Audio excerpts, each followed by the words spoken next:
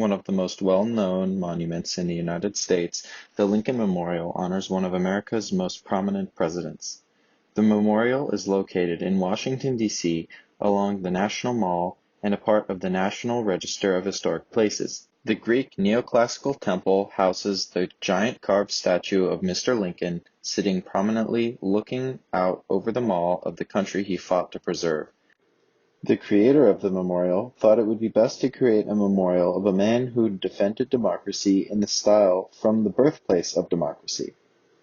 The first memorial to Lincoln was erected in front of the District of Columbia City Hall in 1868, 3 years after Lincoln's assassination. Congress passed several bills in 1867 to erect a more fitting monument for the president. After an expensive memorial was proposed, the topic was shelved for a few years until, after some congressional bureaucracy, a bill was finally accepted to construct a memorial in 1910. The memorial was completed and dedicated on May 30, 1922. Abraham Lincoln is well known in American mythology for his role in the emancipation of slavery. When the Southern states seceded and formed the Confederate States of America, Mr. Lincoln successfully led the North to victory, reuniting the nation. With this win, the 13th Amendment was ratified shortly after Lincoln's assassination on April 15, 1865, officially abolishing slavery. A grand memorial is only just for a president who brought freedom to enslaved peoples and therefore represents freedom, liberty, morality, justice, law, unity, fraternity, and charity. The Lincoln Memorial was constructed with many subtle design features in mind. The massive structure measures 190 by 119 feet and almost 100 feet tall. The memorial is surrounded by 16 fluted Doric columns, which represent the 36 states in the Union during Lincoln's presidency. Above the colonnade, each of the 36 states in the Union at the time of Lincoln's death are carved into the frieze with their year of jointure dated below. Above those states, the 48 states in the Union during the memorial's dedication are carved into the attic frieze along with their respective dates. Around each engraved state are double wreaths, garlands connected by palm trees, supported by eagles' wings, and a cornice projecting lions' heads with palmetto crests. Steps lead up from the reflecting pool with buttresses on each side. There are 58 steps leading to the memorial, which represent the 56 years of age when he was assassinated, plus the 2 terms he served as president.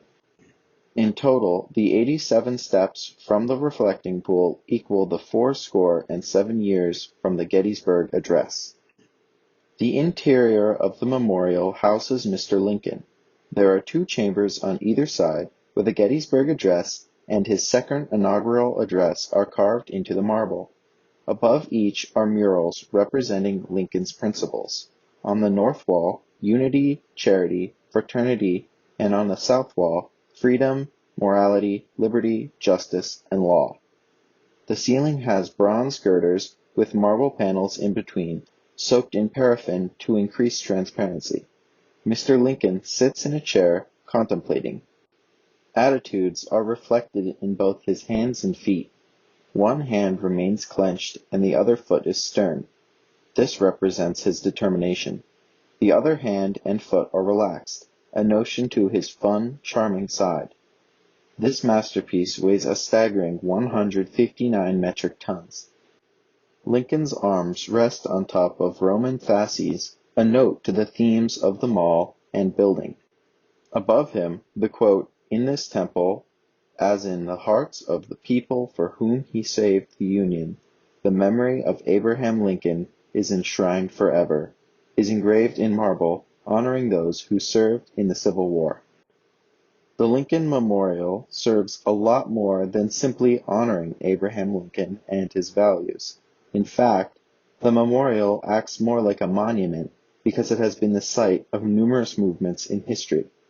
For example, Marian Anderson, a famous black singer, was granted permission by Eleanor Roosevelt to perform at the Lincoln Memorial after she was denied to sing at Constitution Hall in 1939.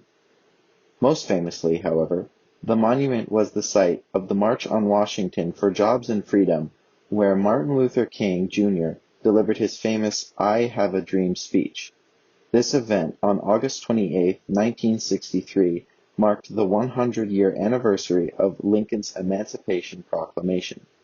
The spot where Martin Luther King delivered his speech is marked in the stone to this day. In addition, the monument has been featured on more than 60 movies and TV shows, and the Lincoln Memorial is on the back of the U.S. penny and $5 bill. This monument has become so much more than just a space to honor Mr. Lincoln. It has become a monument for the values of all the civil rights movements. It represents all those who fought for American unity.